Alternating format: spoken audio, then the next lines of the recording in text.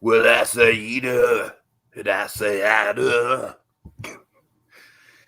Greetings, fellow armchair imagineers. Tiki here. And Blue Dragon 5. And are you ready to watch a bad movie, Eddie? Alright, truth be told, folks, we're talking Venom, Let There Be Carnage, Dragon. You and I have not talked about this movie at all. We have, we have zero context for what each other thinks of it. Dragon, I'm just going to go ahead and rip off the Band-Aid on my end. I loved this movie. From a so bad it's good point of view. I knew you were going to fit that in there. Dragon, no, but I mean, it shouldn't be any sort of insult. Like, honestly, I was going in and expecting the most Squidward mediocre of the Squidward mediocre. And what I got was, oh man, I mean, it's like there's certainly some parts in here that are a little boring, but like overall, this movie is Dragon, I'll say this, it's not the Carnage movie that could have been, and I think the Carnage movie that we need is something that's R-rated, because honestly, like, seeing this movie, it honestly kind of like the PG-13, I think, really took the bite, pun intended, out of Carnage a lot more than it did out of Venom, because it's like, with Venom, you know, you got the lethal protector vibe. With Carnage, it just really felt like, Dragon, there was a point, would you like to know the breaking point for me, where me and my dad were sitting in the theater, we just started laughing, and because it is kind of like a part of the thesis. Can I just come out and say it? Well, it sounds like I can't stop you. Go on. Okay, it's during the prison break when the Tasmanian Devil tornado happens. I see. At that point, I was just like, oh, okay, this is super silly, and I love it. Also, props to Naomi Harris, propping up in a big thing. One of the first big things I've seen her in since Pirates. I'm sure she's done other things since then, but it's good to see her again. And Dragon, Sheik is, oh man, Naomi Harris. Shriek, Tiki. What? Shriek. Oh my god, I'm thinking of Zelda, Dragon. I'm thinking of Zelda. She's not the Iron Sheik, Tiki. It's like Shriek because all right, Shriek. I get it. She yells. Get it, folks? I'm sorry. I'm thinking about Zelda. I'm thinking about the fact that the new Smash Brothers character is about to be announced. She's not very stylish, despite having a fancy coat she's going to be wearing. All right. But regardless, she was one of my favorite characters, Dragon, in an unexpected kind of delight, in a wonky bad way. This is Woody Harrelson's easily worst performance I've ever seen him in the best way possible. Tom Hardy just did not give a fuck in this movie in the best way possible. The script in this movie absolutely feels like it was written by a 12-year-old in the best way possible. The plot is just like a totally thinly veiled excuse to get the two to fight in the best way possible. You see where I'm going with this, Dragon. This is not a good Marvel movie by any stretch of the imagination, but I think this definitely leads very much into the so bad it's good tier. And honestly, I'm pretty sure Circus probably made this to be intentionally campy, and I think he succeeded in the camp factor, man. This is not the brutal Carnage movie that we all want, but I think it's a campy Carnage movie, and I kind of digged it for that. So, it's just bonkers, PG-13. God, I don't know. Dragon, it's so out there. What are your thoughts? I'm sorry. I'm all over the place. Oh, I'm sorry, Dragon. Before you go on, let's shout out the comments. He said, I like this movie. There I said it. I will not apologize. Silly to hate, to be honest. That guy also says, I 100% believe this was intentionally campy.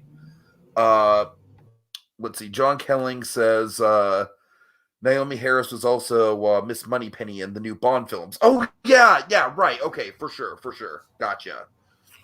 So yeah. So thanks, John Kelling, for correcting me on that. I'm not the biggest Bond guy. All right. Although I am looking forward to the new one, just because of the Mr. Robot guy, Rami Malek. I corrected myself. Good job. Good start, Tiki. Dragon, save me. What are your thoughts? All right, so we live in a post-Venom world, where Sony was desperate enough to make it, as they've been threatening to do so for decades, because they refused to play ball with the MCU, which led to a film uh, about, let's be honest, kind of an incomplete character, because again, Venom's identity very much rooted in Spider-Man, and the end result was fun. It was a throwback to the late '90s, kind of early 2000s superhero films. Which again, fun. And what I walked away with that movie with is that I love the Venom and Eddie Brock dynamic, which I'd never really seen kind of done that way before, and it was quite. Again, the namesake character was great, but the villain plot was what hurt the film. It was just a bad villain plot, and the villain stunk to high heaven. And that's like I can enjoy that film but I want to skip all the villain scenes because they make no sense. So here's the thing. So going into the sequels, I've been kind of like the only expectation I had was a very simple one of that. Okay, second go around, the bases are loaded with a sequel. We have the arch foe. We have Carnage.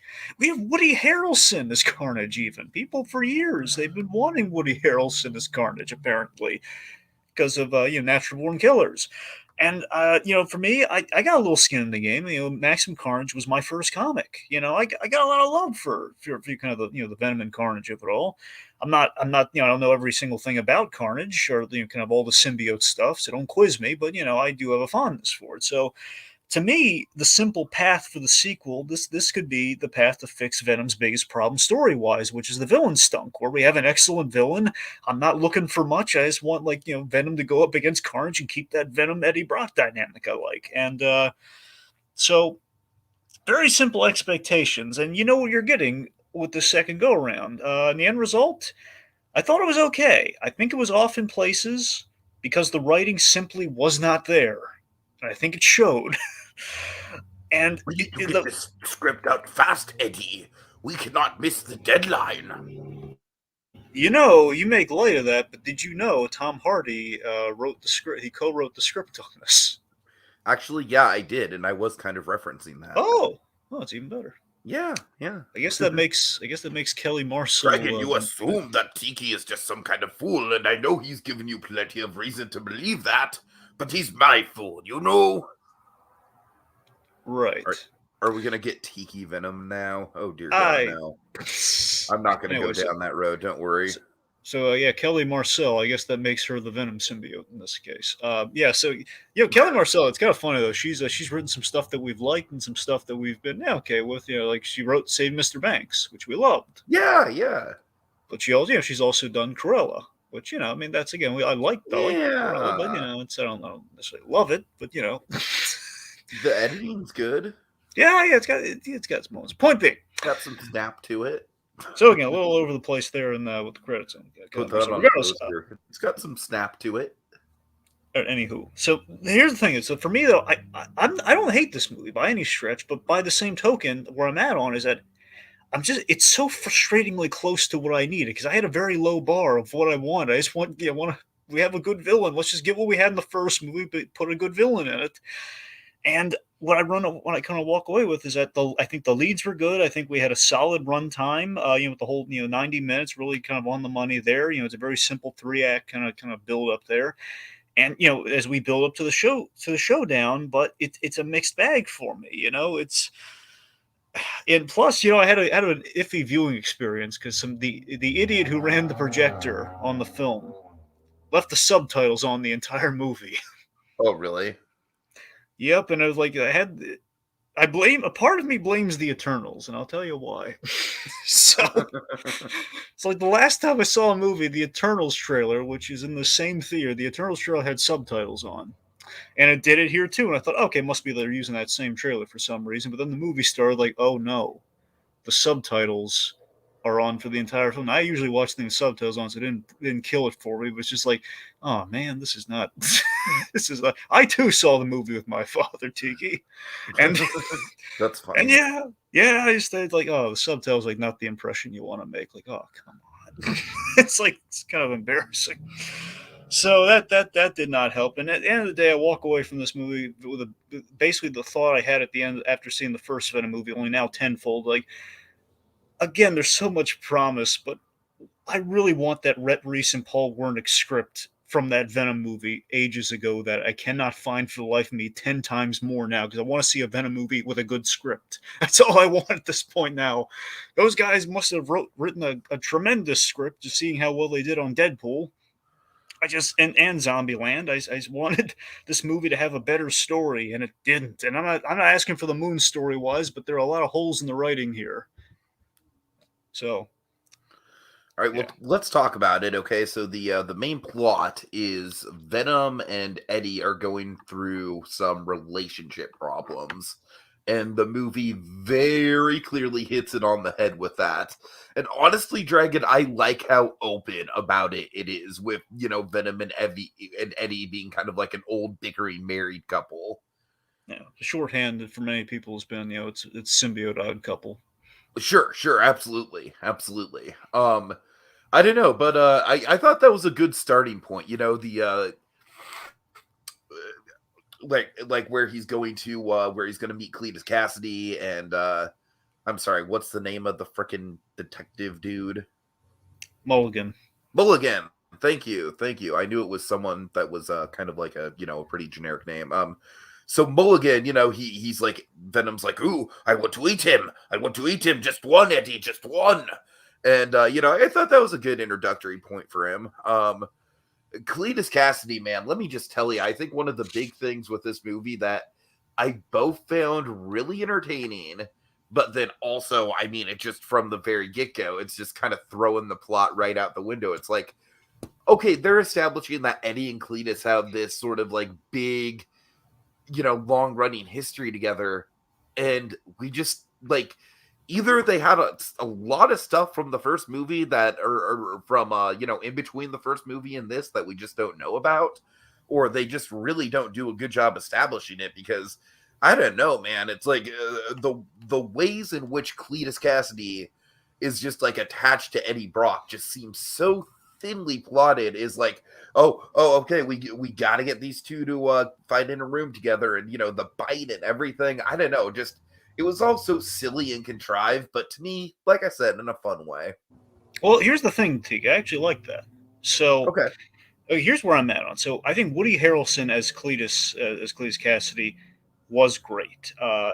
Again, specifically though, as Cletus Cassidy, where I think the setup for Carnage is great. We have like a nod, basically what we did, Tiki. What I really liked in the movie, which honestly I think I like Act 1 a lot, is that it's a nod to Eddie Brock's origin in the comics, where, the whole Venom origin in the comics, where he botched things when he was tracking a serial killer with the Sin Eater. So in this case, like, hey, let's step it up. Instead of Eddie Brock going after a no-name serial killer who we're not going to care about, he's involved with the big serial killer, Cletus Cassidy, which makes a lot of sense. And, basically he was using Eddie to get his message to Shriek, his love letters to Shriek. And incidentally, Venom has cracked the story using an awesome kind of symbiote shenanigans power with, the sketching abilities, that little trick. And that's the nail in Cassidy's coffin, which lands him the death penalty, which gives him like an axe to grind with Eddie Brock. So yeah, what you just explained, it's like I know it's not technically a plot hole, but man, they run through all of that so freaking quickly. Yeah, but I'm saying that at least all of that to me that tracks, and I feel that's like okay, that's an effort story-wise, and also just to give credit where credit's due, we had that animated postcard sequence where we have Cassidy's backstory, and I think summed up, and that feels very Andy really Serkis. Good actually. That kind of reminded me of like old Tim Cringe animation. So that whole sequence, I feel, was very much Andy Serkis's stamp on the movie.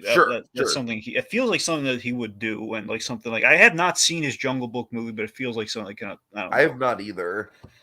From what I've heard, I don't know. I heard he did a really good job directing that, but I haven't seen it though. Regardless, that whole postcard sequence, it kind of filled me with confidence. Again, it's assisting what I'm saying here, where it's like, yeah, all the Cassidy stuff, we got the origin right on the money. Again, it's kind of with the red ink and everything, the whole crushed spider kind of period on everything. We have, all that was cool and on the money, and then he bites Brock, which I was really excited for, because that's okay. We found a different way for him to get the symbiote. Yeah, it was a silly but cool way to get the symbiote. Like again, it was kind of like it was very much a campy move, in my opinion, but not in a bad way at all. Well, I mean, they can't do the whole prison escape where Eddie's in like, there I'm gonna bite you. Like we have to find if we did laughed at it, but again, I was having fun. I mean, otherwise we got to find a way for him to get a knife and I'm not everything. It would have been. complaining. I know you're not complaining. I'm just saying again, that's the way it happens in the book. Is he gets a knife, so it's Yeah, yeah. yeah. Anyway, but here's my problem though. My Okay. problem is we did a great job with Cletus Cassidy, and I feel the bond he had with Eddie Brock, mind you, up to this point, and we had the thing that motivated that fight was like a really deep cut thing about Eddie Brock's backstory, is that his father probably was abusive and abandoned him as well, and Cletus Cassidy had an abusive father as well, and again that is from the books, and that's very accurate. And the problem is that's money we're leaving on the table, and it's just a huge missed opportunity for me because that was a really good scene that motivated Venom to attack him. And hey, we could have bonded the two because they have abusive fathers, which would have paralleled to our main story, which is, you guessed it, Venom and Carnage are kind of a father-son duo, technically. It's like we didn't connect Yeah, any of that. yeah. That's That where it kind of goes off the rails a little bit. and it really had me. I was really enthralled. Like, okay, we're actually bringing up some of this stuff, and we know, like, the whole. He only called me. It's The a only good time setup, but unfortunately, it's kind of like with a good setup, kind of comes the fall. It's kind of like they're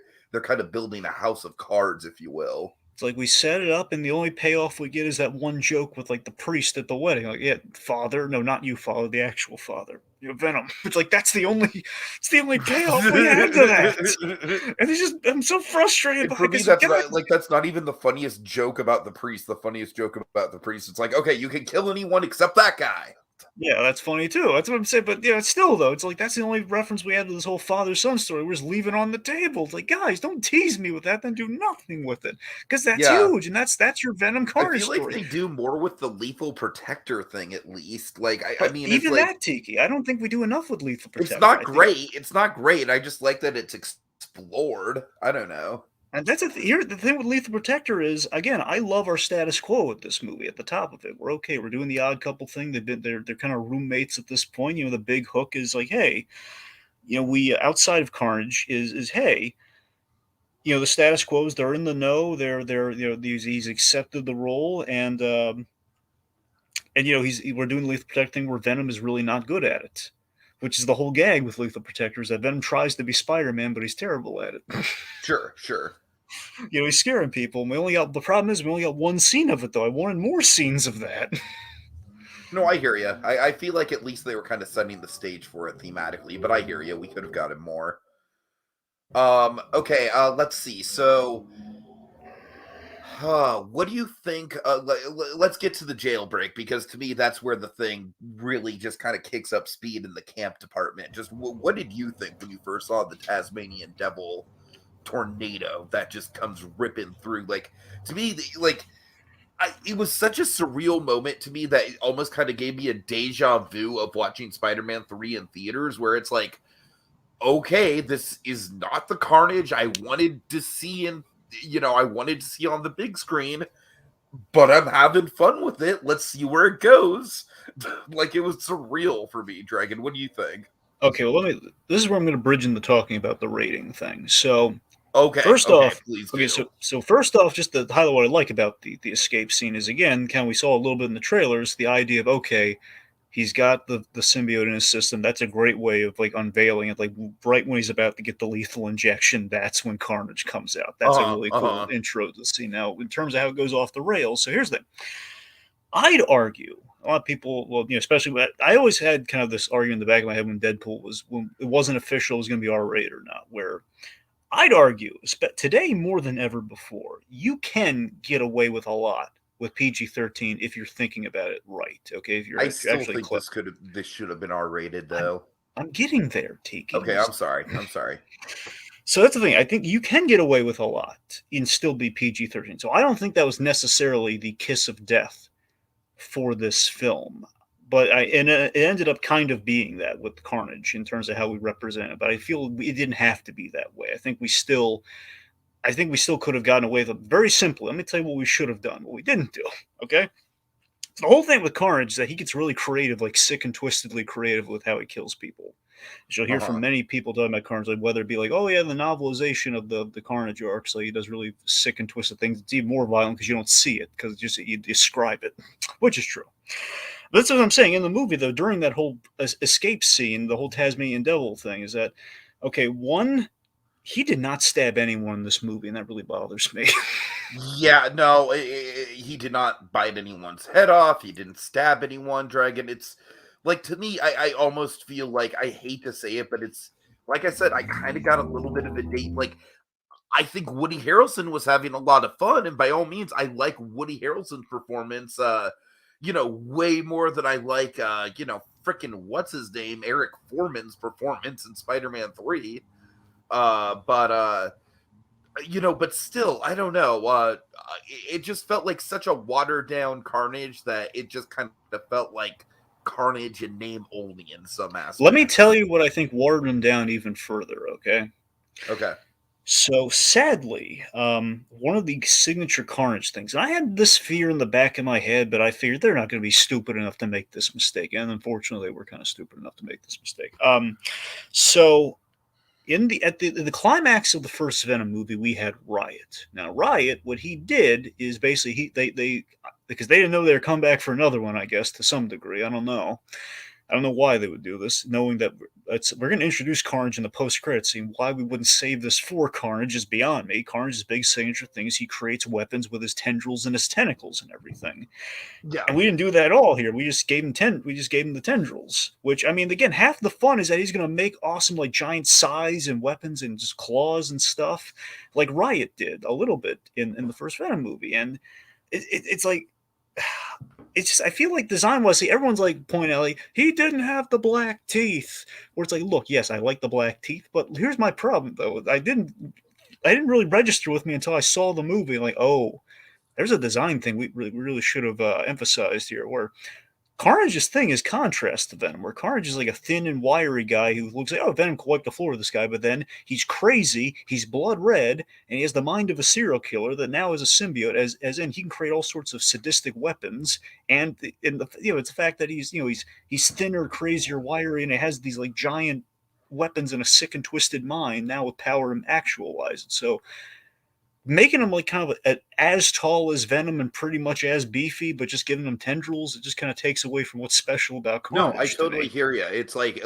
I said, it's Venom in name only. It really is just like, outside of like, even like you said, even from a design point of view, Yeah. they don't even really get it spot on. And this is the thing, when your movie is built around from the get-go, from the advertising, from the title is Venom versus Carnage, essentially, you need to have that fight firing on all cylinders. And even if you end up with this design, you got to make the most of it with those tendrils. And like he only kills people like 2 to 3 ways. Okay, here's how he does it.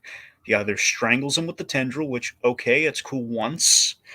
He, you know, he let's see, he killed the most impressive thing he did in the movie was he killed the guy with his tongue. That's the most twisted thing he did in the movie. Yeah, yeah. And then otherwise, like he's throwing cars that he's creating explosions by throwing things Okay, at you people. know what?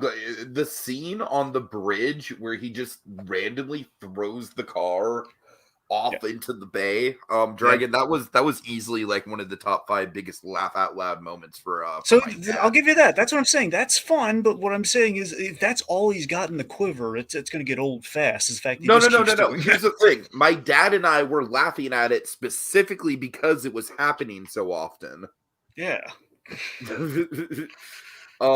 So that's what I'm talking about. So okay, I want to highlight a couple comments here. John Kelling says that tornado should have turned into tomato in a blender, wasted potential.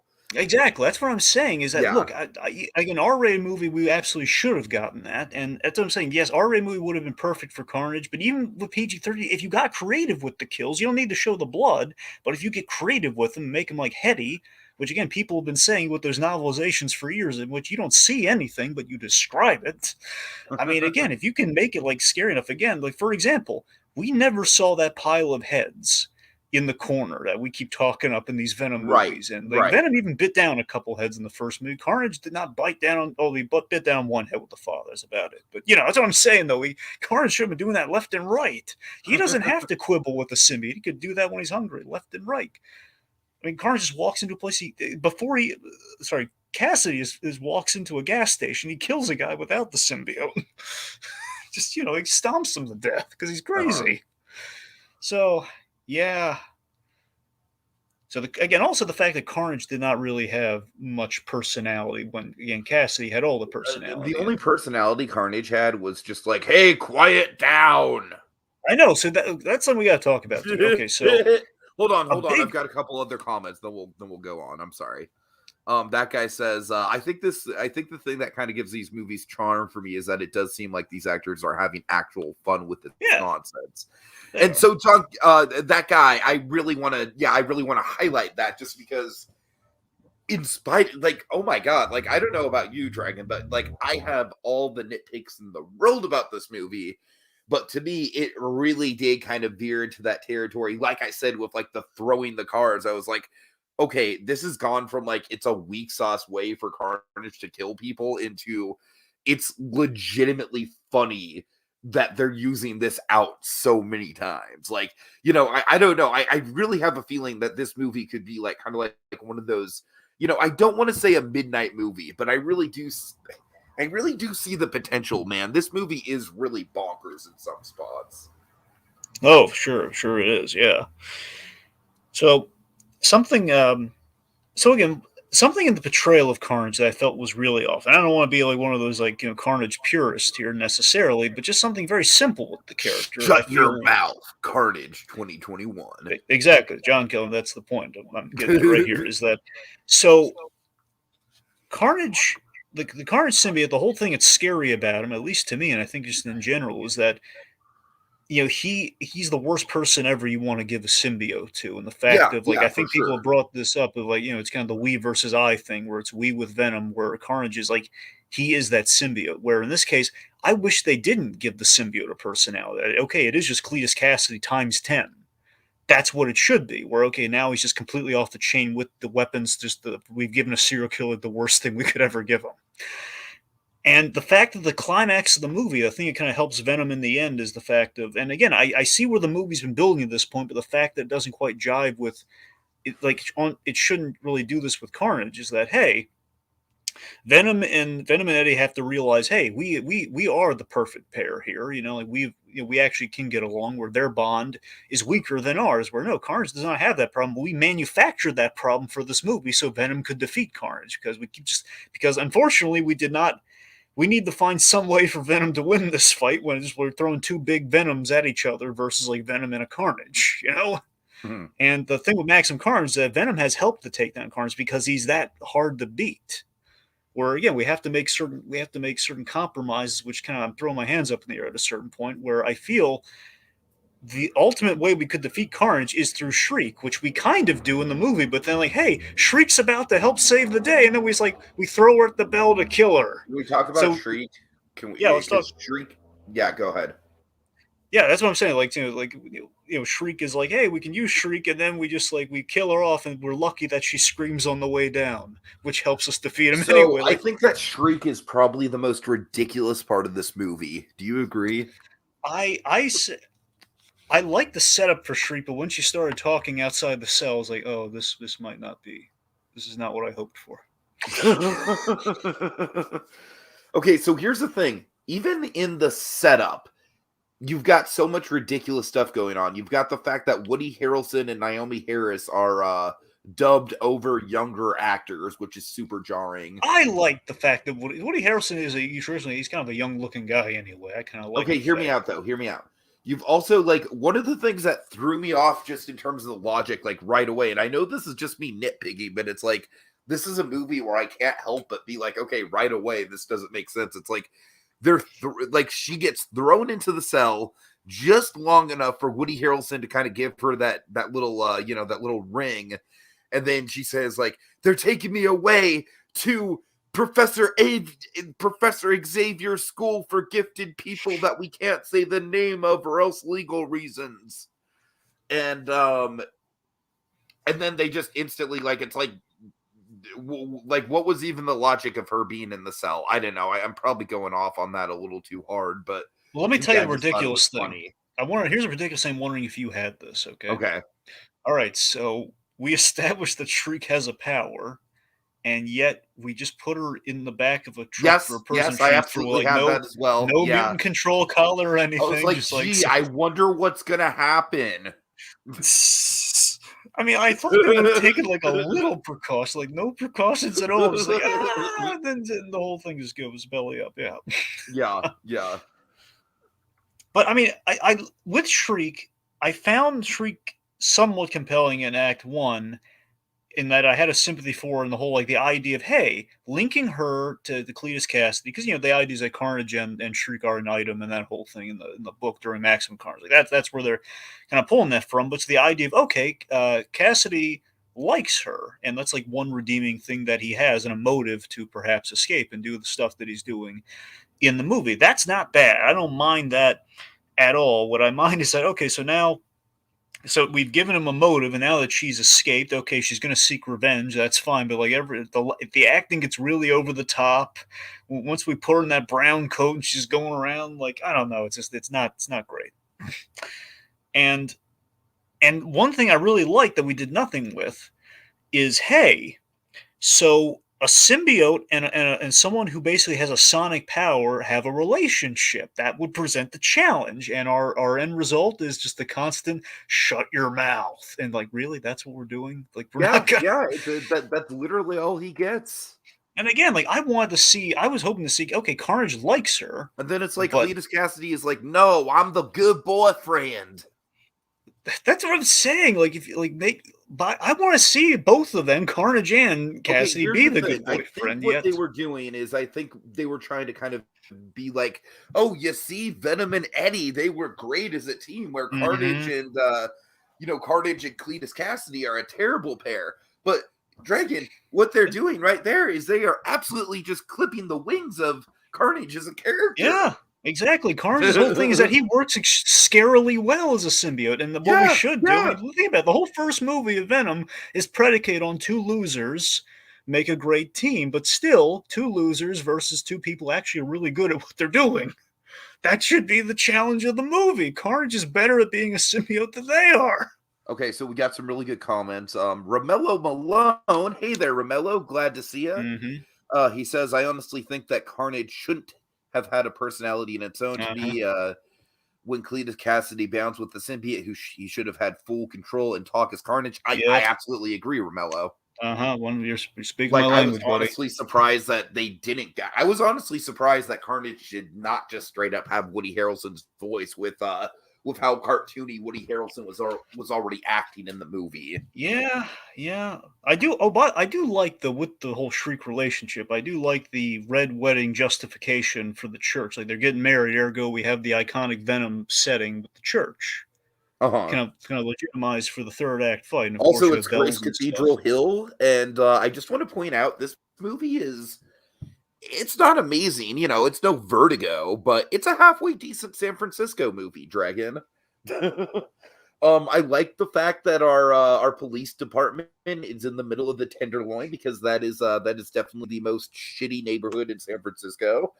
And of course, let's kind of segue the San Francisco neighborhoods, Dragon. Let's take a trip to the Castro. Let's go clubbing. Right. Yeah. So let me broadly. This to me, I think, is like if you take one scene out of this movie and just like clip it onto YouTube forevermore, this is like the scene. Like, this to me, it's so great. So just overall, I want to talk about the breakup, which gets us. Yeah. So here's the thing. I love the odd couple dynamic that we kind of bridged on here. Like, for example, once it's a lot of fun. Yeah, I mean, this is what I'm saying. Like, when Eddie is down in the dumps, Venom is trying to cheer him up with with breakfast in the morning. That's hilarious to me. I love that. I just love that it's like, okay, like, he is like, by trying to cheer Eddie up, it's obvious that he is causing way more harm than good, but he means well, Yeah, exactly. So, like, the idea of a symbiote roommate, that's really great. And that's, again, that's what I'm saying. I like the progression, the new status quo we're operating with here, but this is what frustrates me in the movie, is that if we split them up it's like we split them up after spending a whole first movie putting them together and getting to this cool status quo. We're just going to tear them apart for, basically, we need to pad the movie somehow in an hour and a half movie. We need to split them up for that whole, like, our bond is stronger thing, which doesn't track because of what we did to Carnage. So you see where things are breaking down here. I'll give it this though: the apartment fight is well shot, and Venom at the rave. It's quite funny. Yeah, Venom at the rave is I don't know, man. Just the fact that it was the Castro, I just love it. Just because, it's like, to me, this is a great kind of like queer representation moment. Just because, you know, like I don't know. I do feel like it's very empowering. Obviously, Venom is completely unaware that what he's saying is being taken out of context. Yeah. But to me, I just think it's like, yeah, be your badass, freaky black goo alien self, Yeah. And the drop mic moment, just seeing him with all the glow sticks around his neck, it was just amazing, man. And then just the fact that his host bodies keep dying on him, and that to me, honestly, was probably the funnest part of the movie. Just Venom trying to exist without any. Yeah, I there was an inconsistency that kind of bothers me. It was a money thing. I assure you, it was that every time he possesses a female body, we don't do she Venom. It has to be the full Venom unless it's Anne, because Anne was by popular demand. Like, hey, we got to do she Venom at least one more time in this movie because it went over hugely and kind of twisted for some people, but still hugely overall in that first movie. So we got to do it again. And then it's just like, oh my god, it's such a nothing moment that it might as well. I don't know. It's like a side quest. Yeah, I mean, although I do like that we get to the Miss Chen Venom host though. That was a fun scene. I wasn't crazy of how that effect looked, but here's the thing: I love Mrs. Chen, and I love her as part of like this lethal protector, kind of like supporting cast for Venom, and all. So I love that, and I love, honestly, there was a really tender moment though where I do appreciate the tenderness of, hey, Venom's alone at the rave, and he knows that deep down, like, he misses Eddie, and then he goes to Mrs. Chen, who's kind of like somewhat the angel of mercy mother figure to him. Yeah, and I really like the fact that both Miss Chang and Anne, to a certain extent, like, have a lot of sympathy for Venom in this movie. Yeah, and so that whole thing. Like, so, Dragon, can we talk about the character in these movies that should not be likable at all, but for some reason the writers just go out of their way to give him moments? Dan. Yeah, Dan. So yeah, Reed Scott, who I completely forgot about Dan, and then as soon as he pops up again, I'm like, oh yeah, this guy. So I don't know if you remember this, Steve. So Dan is Reed Scott, who I know from Veep, but he's also the new Stu Pickles. The new Stu Pickles. Oh, okay. I could. Yeah. Because they basically cast almost everyone from Veep in the Rugrats roles, and I'm pretty sure they got Reed Scott for Stu. Either Stu or Drew. I think it's Stu though. Anyway, so yeah. But yeah, this guy, I really like that. Dan was super helpful in the first movie, and it kind of makes sense. Yeah, Dan's a nice guy. Maybe she would get engaged to Dan. I love the fact that Venom came around on Dan as well. I love the fact that Venom calls out, like, Dan, you weren't super helpful, and if I'm being honest, you didn't really need to be here. But like, you're Dan. We love you, Dan. Yeah, just compare where he wanted to eat Dan. It's just like, I feel like that's just the writers kind of calling out, like, yeah, we got nothing for this guy, but you like him, and we want to see the actor come back. I mean, he helped out. He was truly trying to help out with the whole fire thing. He was trying to be proactive, and like Dan, he gave it his best. So overall, I want to highlight this though. Speaking of Dan, so the Anne relationship. So By the way, did you ever notice that their names rhymed? Not until we talked about it today. Dan and Anne, and now it'll never get out of my head. Not until you said Dan did I realize, oh, wait a minute, Dan and Anne. Anyway, so it's cute. Anyway, so one of my favorite things in the movie, especially when it happened in the movie. Hey, Dragon, do you know what their shipping name would be? Would it just be Dan again? Yes, it would just be Dan. Dan, but like Danne. Yeah. Dan. Yeah. God, anyways. Okay, anyway. So I love how Venom is invested in Eddie and Anne's relationship, and the moment that phone call came, he just like hanging on the side of the building, like, pick it up, and he catches the phone. He just wants this so badly. So I will say, so much as I love that, though, I did spot some writing issues with, I feel the meeting scene between Anne and Eddie was... writing issues in this movie? Please tell me more. This is what I'm saying. This is when I'm watching the movies. Like, ordinarily, I do not have like these so many issues when I'm watching the movie itself. That's kind of an indicator things are not going well in some Right. avenue of the film's like, oh no, or it's like, and what did you expect? How did you expect this to Oh go? yeah, Really, that was honestly my least favorite scene in the whole movie, if I'm it's a being shame because I really frank. liked Anne in these movies. Like Yeah. Anne is like his his Dragon, Gwen Stacy. frankly, I feel like Dan should have just come back without Anne, and they should have just written Anne out. Like, where the hell is Anne? And Dan's like, "You got me, buddy." Well, it's not so much of that. I don't mind her later in the movie, like when she kind of gets over. Okay, you guys shouldn't be broken up. Get back together, would you? Come on, like that's not bad. But like the whole we contrived a reason for Anne to be in the movie, and that we're kind of stuck with that. So that's kind of tainting those other scenes. So it's a little bit there. And again, She Venom just being mandated by the studios. Like, well, we need She Venom again, so we absolutely need Anne in the movie. But like I said, She Venom is such a thankless role, man. It's Yeah. like she literally just appears in a hospital bed. Well, I mean, she breaks him out of the police precinct. So. Okay, well, yeah, that's true too. But still, it's not. I don't know. Yeah. Sorry. Yep. Let's see. All right. Oh, what did you think of the chickens thing? Chickens? Yeah, the chickens. Oh yeah. I don't know. It was fun.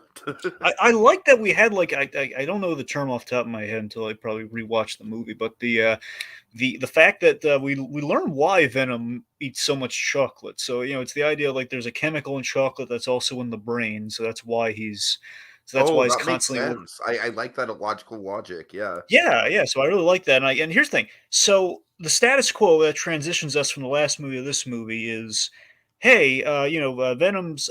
It's a bit of an inconsistency, but it's kind of like a logical thing. Eddie does not want to eat brains, so he's trying to get him on chicken as a substitute for human brains. It bothers me a little bit though, because like Venom promised him he could eat eat bad people's brains. He could eat bad people, which I don't know. So that's a bit of a thing, but it makes sense Eddie would try to wean him off of that sort of thing. But this is what I'm saying. So the breakup of the movie is just the fact that it's like these. I feel the argument wasn't really like breakup worthy that they had. It just felt like kind of something part of the course, and like they both had like a big moment of like we're both losers, and I admit that. Where it's like you were a loser before I came along, Eddie. Well, no, you both were. Honestly, Dragon, I was kind of just thinking at that point, like, okay, like didn't we already have this like revelation in the first movie? Like, exactly. Really? It just feels like again they should be past all this, and it just feels like we need to contrive a reason for them to split up. But we do have an awesome apartment. The apartment fight was really well done, though. I got to admit that it was really well directed. Sure. He's going all over the place. They smashed a lot of stuff, and like, oh, did I break your nose? Move your hands. Let me see it, so I can break it again. So I can break it again. That's fine. Okay, so I got to talk about this. Detective Patrick Mulligan. So yes, Mulligan. Let me tell you why he's in this movie, Tiki. I don't know. Well, I know he's a comic character. I don't know who exactly he is. So go. Let me tell you who he is. So he's only in the film because he too becomes a symbiote. Oh. Which, unfortunately, the movie, as it stands right now, has no indication that is the case, which I feel is unfortunate. Kind of a waste of that character when you think about it. So, here's the thing. Okay, they didn't even do that right because he's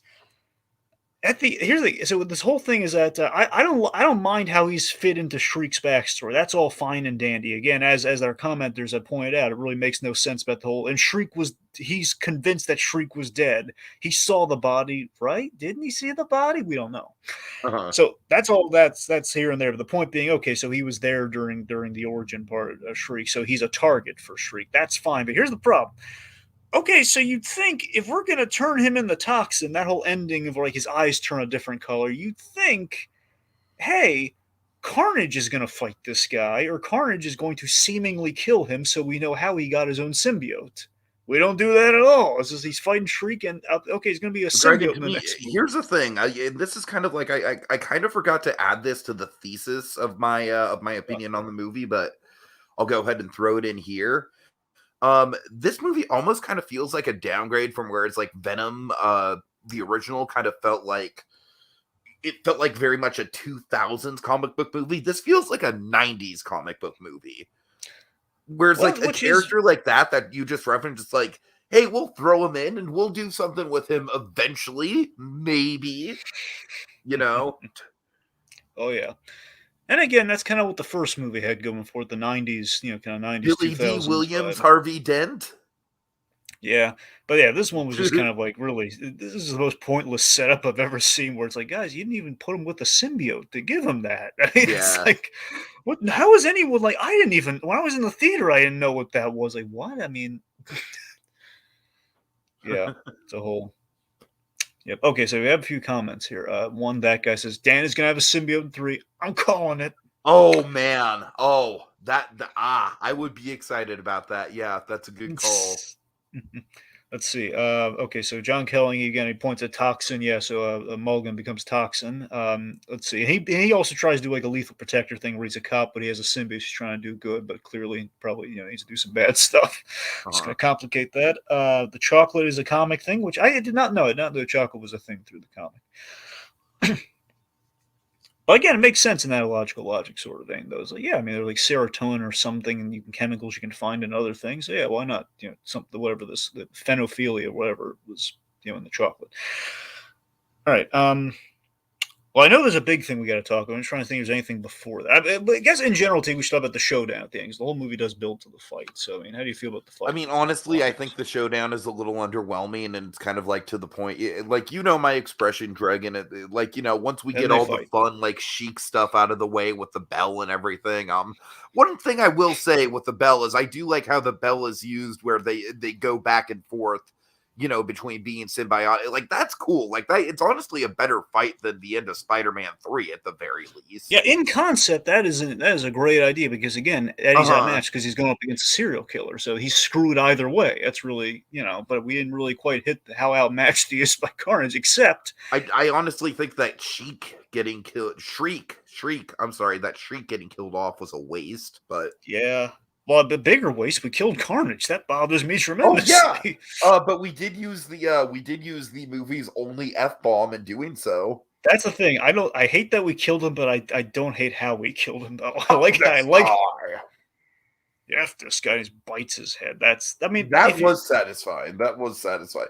Especially because, like, with Woody Harrelson Carnage, it's like, you never know, Dragon. It's like, we could get a better Carnage in the multiverse like 2 years down the line. I know, that's the rumor. The hope is that, you can't possibly kill off, Carnage. We got to do him better, hopefully, and do him again.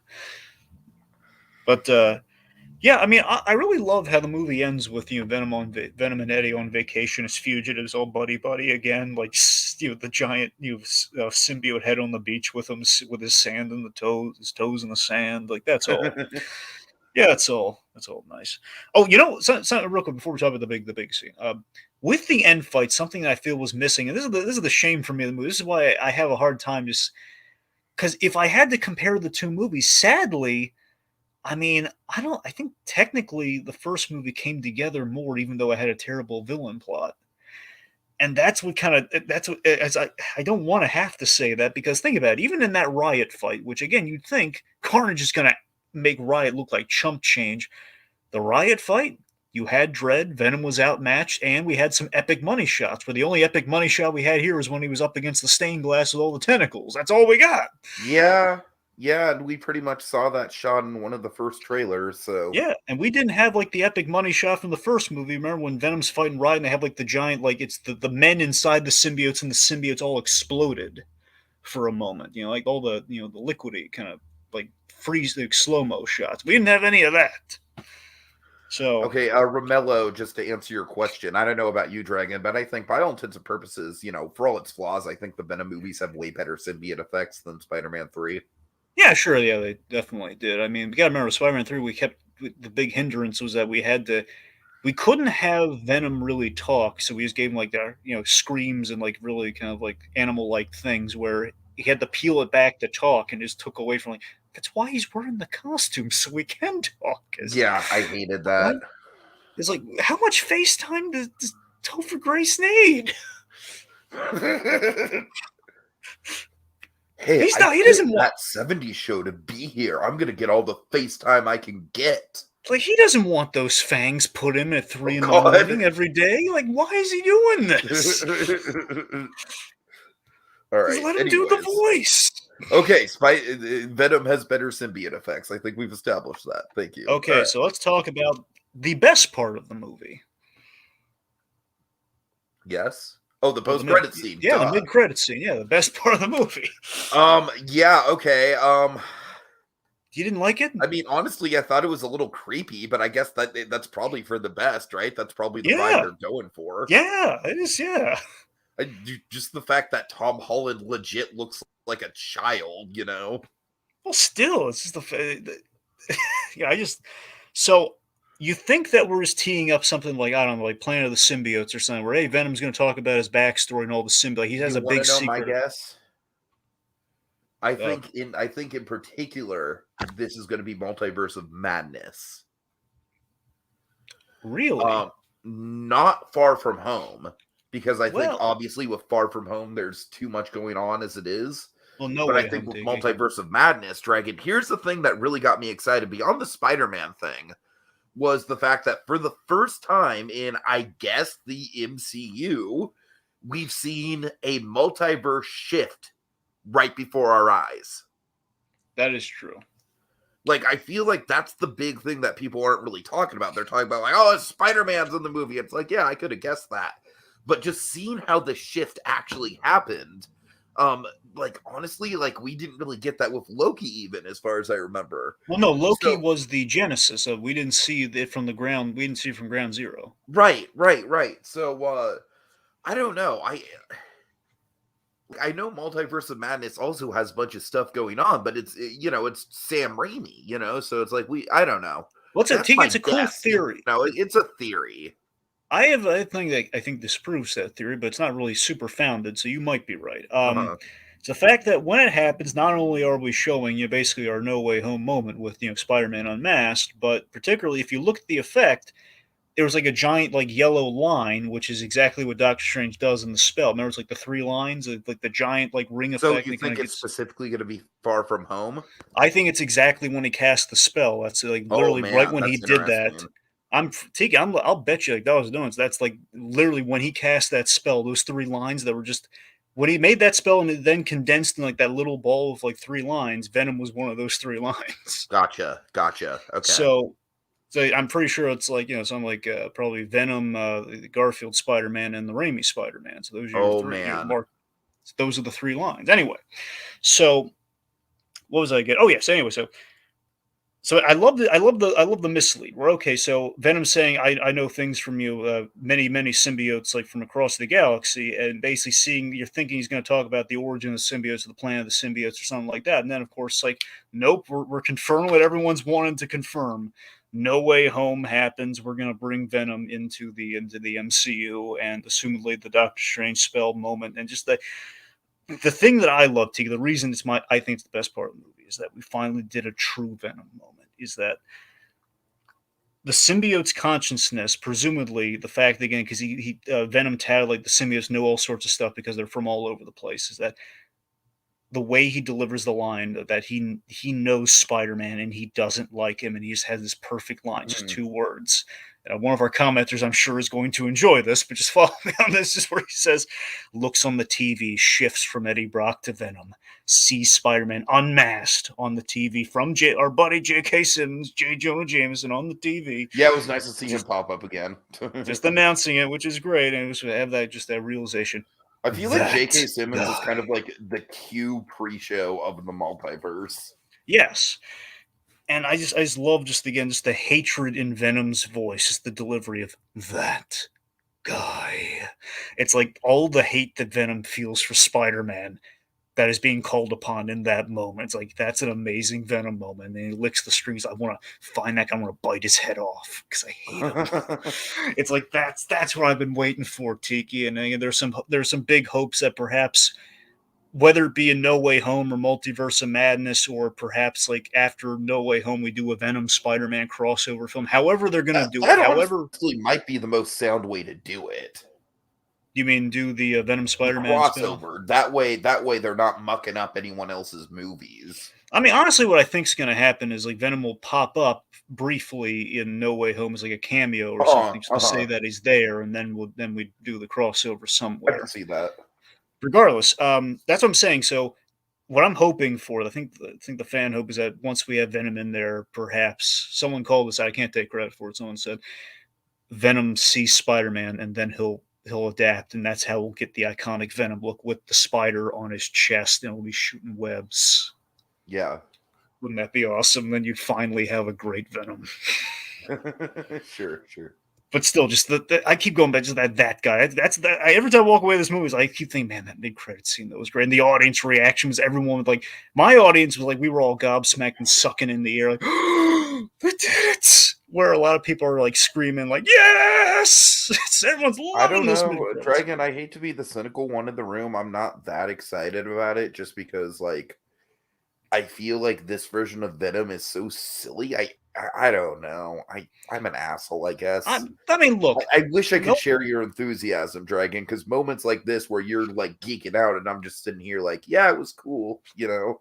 I mean, look, Tiki, you are not wrong. It is not an ideal situation with this Venom and all the BS that is associated with this Venom that we're going to have to be stuck with. I'm just like, okay, like this is a lot of hoops to jump through to get Spidey to fight Venom again. Exactly, you know? And you're not, you're right. But I'm just saying, I'm looking at it with baby steps, Tiki. I'm saying, okay, if we eventually get that crossover film, perhaps this is how we're going to fix him. If we get him in a movie together, perhaps we can fix the damage that's been done with him in the MCU.